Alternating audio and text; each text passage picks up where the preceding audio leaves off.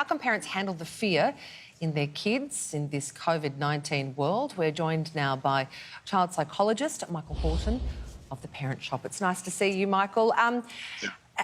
Talk to us about some of these children that are turning up at hospitals due to anxiety and depression. What sort of stories and reports are you hearing?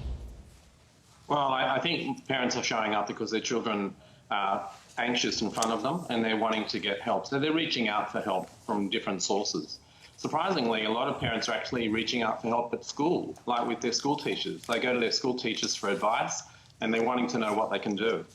How does this anxiety manifest with kids? Is it, is it acting out? Is it withdrawing? What are you seeing? Well, a recent survey by the Australian Primary Principals Association looked at this, and they were seeing, principals were seeing more children with anxious talking, so kids saying, I'm anxious, I'm worried, and those kids were as young as 4 or 5, some of them. Wow. But also anxious behaviour in terms of children being reluctant and avoidant. So you see this manifested, anxiety manifested in kids not wanting to do things they might have once wanted to do, that kind of thing.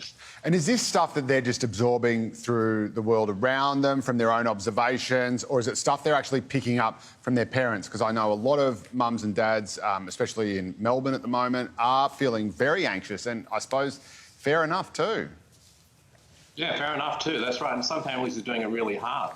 So, Joe, we know that about 2/3 of anxiety habits, if you like, are what are called environmental, which means children learn them. Right. And they learn it from around them. I think you're right to point out that kids pick up on phrases and words. They also pick up on energy. You know, like if we're rushing around sometimes, or we're going, or we're being startled ourselves as adults, of course children are watching that. Yeah. And so I think we've got to be kind of circumspect sometimes. And the word that comes to mind often for me is the word insulate, which means that we need to find ways to have conversations with other adults, of course, but not around children necessarily. And to realise that what we say and what we do as adults really affects children. It's a good point, and it's so hard to do. It's so hard to remember that they're always watching. But one of the things you do say is to always emphasise we will get through this, to remind them that it's temporary and everything is going to be OK. What if the parent doesn't really believe that, though? What if the parent's not sure if it is going to be OK, if they're going to lose their job, or if, you know, they're going to be able to go out and do the things they need to do to get by again? Well, the one thing that adults bring to the situation is a sense of perspective. And I like to think that we can maybe fake it to make it. Yep. You know, that we can hold back. We can actually find a way to keep our own cool in certain circumstances, because I think there's a tendency in some quarters to be open slather. I can express how I feel, when I want to do that. And I think that needs to be avoided if we want children to be less anxious, because they do pick up on their environmental cues. You also say it's really good to look your kids in the eye.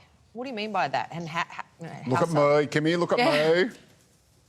Yeah, look at me, that's right. Well, look, Alan Shaw, who's an American psychiatrist, says that early affect regulation, which is a child's ability to calm themselves down, is developed in eye gaze at an early time. So eye gaze between a parent and the child is the platform on which children's affect regulation is built.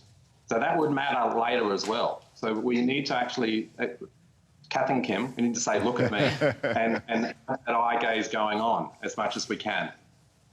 Awesome. All right. Well, Michael is conducting anxiety courses for parents called No More Scaredy Cats. You can find out more at parentshop.com.au. It's all really good advice, Michael. See you there. Thanks for joining us. Good on you. Thanks, Michael. Cheers.